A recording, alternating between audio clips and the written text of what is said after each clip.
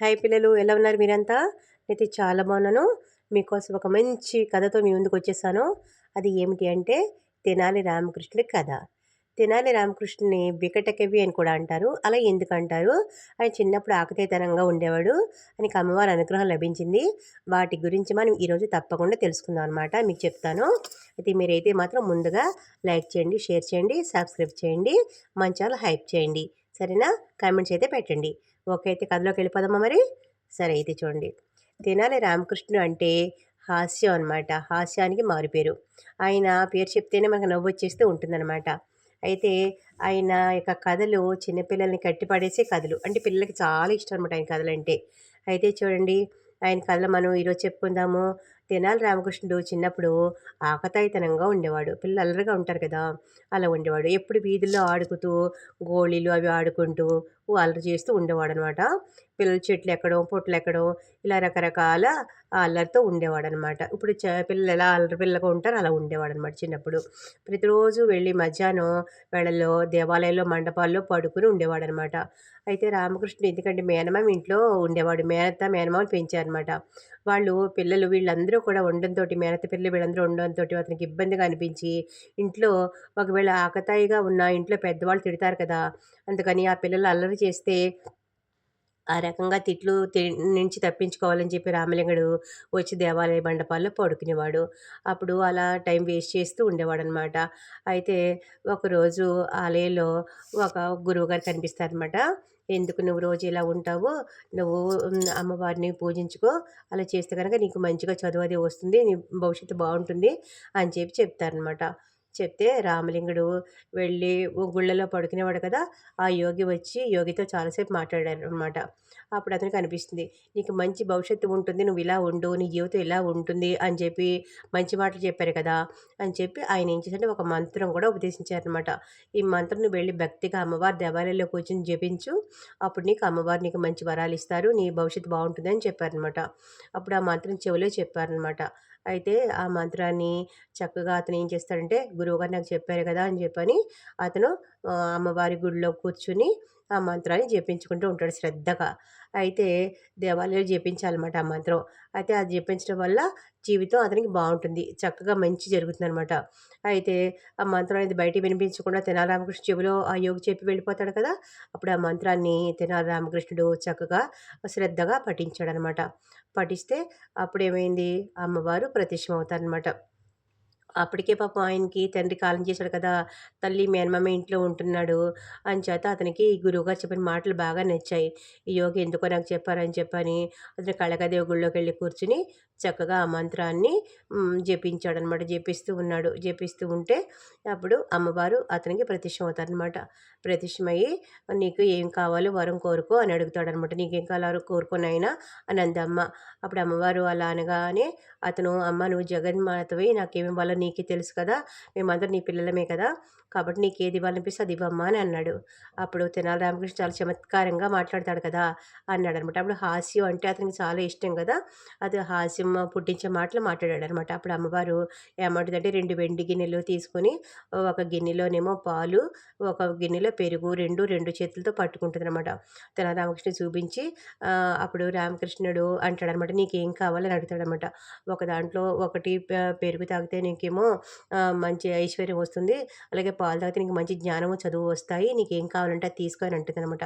అది వెంటనే నేను రామకృష్ణ ఏం చేస్తాడంటే, "ఇలా ఇయ్యమ్మ నేను చూస్తానని" చెప్పి 2 గిన్నెలు కూడా అతని చేతిలోకి తీసుకుంటాడు. తీసుకుని ఇది పాలు, ఇది పెరుగు ఏది తీసుకుంటే ఏది వస్తుందని చెప్పి అమ్మని అడుగుతాడనమాట. అడిగితే అప్పుడు అమ్మ చెప్పింది కదా, "ఏం లాభం" అని అంటేను మనకి ఆయన యొక్క తత్వం, ఆయన యొక్క తెలివి, ఆయన యొక్క లోపల నుంచి ఉండే ఆలోచన విధానం మనకి ఇక్కడ క్లియర్‌గా అర్థమవుతుందనమాట. అప్పుడు ఆ అమ్మ చెప్తుంది, "విద్యా ప్రాప్తికి పెరుగు తాగితే ధనం ప్రాప్తి కలుగుతుందని" చెప్తుందనమాట. "పాలు తాగితే నీకు విద్యా ప్రాప్తి, అలాగే పెరుగు తాగితే ధన ప్రాప్తి కలుగుతుంది నాయనా, ఏదో ఒకటి స్వీకరించు" అనేసరికి అప్పుడు తెనాలి రామకృష్ణ చమత్కారంగా, "అమ్మ దూరంగా పెట్టి తాగమంటావు ఎందుకు? కాస్త నా చేతికిస్తే తాగుతాను కదా" అని అంటాడనమాట. అప్పుడు చేతికి తీసుకొని 2 ఏం చేస్తుంది, 2 కూడా చేత్తో పట్టుకుని అటు ఇటు చూసి 2 కలిపి తాగేస్తాడనమాట. అప్పుడు తాగేస్తే అమ్మకి కోపమొస్తుంది. "ఏంటి నువ్వు, నేను ఒకటిస్తే నువ్వు 2 తీసేసుకున్నావు. ఏదో ఒకటి తీసుకోమన్నాను కదా" అంటుందనమాట. అప్పుడు, "అమ్మ చదువు లేకపోయినా కష్టమే, అలాగే ధనం లేకపోయినా కష్టమే కదా! ఇప్పుడు 2 ఉంటేనే కదా జీవితం వెళ్ళేది. అంచేత నాకు 2 కావాలి. ఒకటి ఉండి ఒకటి లేకపోతే ఏమీ చేయలేము అని 2 కూడా గుటుక్కుని మింగేస్తాడనమాట. అప్పుడు అమ్మవారు ఏంటి నువ్వు ఇలా చేసావు అని చెప్పి కోప్పడినా కూడా మళ్ళీ ఆ అమ్మవారు కనికరం కలిగి దుష్ట ఎరా నువ్వు 2 కలిపి మింగేశావు. బుద్ధి లేదా నీకు అని చెప్పి అమ్మవారు ప్రశ్నిస్తుందనమాట. అప్పుడు ఇతను ఇలా చెప్తాడు, దారిద్ర్యంలో ఉన్నాను. నాకు చదువు కావాలి, ధనము కావాలి. అంచేత నాకు 2 కావాలమ్మా. అందుకే కలిపి 2 మింగేశాను అని సమాధానం ఇస్తాడు. అమ్మవారు సరేలే అని నీ మాటలకి నవ్వొచ్చి పిచ్చి చేష్టలు చేసావు, వింత చేష్టలు చేసావు నువ్వు రామకృష్ణుడు అంచేత నవ్వొస్తుందనమాట అమ్మవారికి. హాస్యంగా పుట్టించావు కదా! అంచేత నువ్వు వికటకవి అవుతావు అని చెప్పి అంటుందనమాట. నువ్వు మింగేసింది ఎలాగో వెనక్కి కక్కించలేను. కాబట్టి నువ్వు చేసిన పనికి నువ్వు ఏదైతే ధనం అయితే సంపాదిస్తావో అది ఎప్పటికీ నీకు కాదు. నువ్వు సంపాదించిన ధనము అలాగే నీకు వచ్చే జ్ఞానము కూడా ఎదుటి వాళ్ళకి ఉపయోగపడుతుంది. నువ్వు ఏ పని చేసినా ఏ మాట మాట్లాడినా కూడా ఈ ఎదుటి వాళ్ళకి ఉపకారం అవుతుంది అని చెప్తుందనమాట. పాలు, పెరుగు 2 తాగడం వల్ల చదువు లభ్యమవుతుంది, ధనము లభ్యమవుతుంది. కానీ 2 అమ్మవారు ఒకటి స్వీకరించమంది కదా మరి! ఇతను 2 స్వీకరించేశాడనమాట. అంచేత ఒకటి వృధా అవుతుంది నీకు. కాకపోతే ప్రజలకు పనికొస్తుంది అని చెప్తుందనమాట. అయితే నువ్వు వికటకవి అని బిరుదు ఇస్తుందనమాట అమ్మవారు. నువ్వు వికటకవిగా అవుతావు. సరే నువ్వు ఏ మాట మాట్లాడినా సరే అది కవిత్వం అయిపోతుంది. అది ఎదుటి వాళ్ళకి కలిసొస్తుంది. ఎదుటి వాళ్ళకి ఉపయోగపడుతుంది నీ మాట అంటుంది. అప్పుడు కాళికాదేవి నుంచి తెనాలి రామకృష్ణకి వచ్చింది కాబట్టి తెనాలి రామకృష్ణకి మరొక పేరు ఏంటి అంటే వికట కవి అనమాట. అంటే హాస్యం కవి, వికారంగా నవ్వించే కవి. అంటే ఎలా అయినా నవ్వించగల టాలెంట్ ఉందన్నమాట అతనికి. అయితే ఈ బిరుదు అమ్మవారి నుంచే తెనాలి రామకృష్ణకి వచ్చింది. అయితే అమ్మవారి దగ్గర ఎప్పుడైతే నైవేద్యాలు పుచ్చుకున్నాడో తెనాలి రామకృష్ణ అప్పటి నుంచి భలే శ్రద్ధ వచ్చేసిందనమాట. ప్రసాదాలు తిన్నాడు కదా, అమ్మవారి వరం ఇచ్చింది కదా, అంచేత వికట కవి కాబట్టి శ్రద్ధ వచ్చేసింది. ఇంకా పుస్తకాల పట్టి చక్కగా చదువుకుని మంచి కవి అయ్యాడు.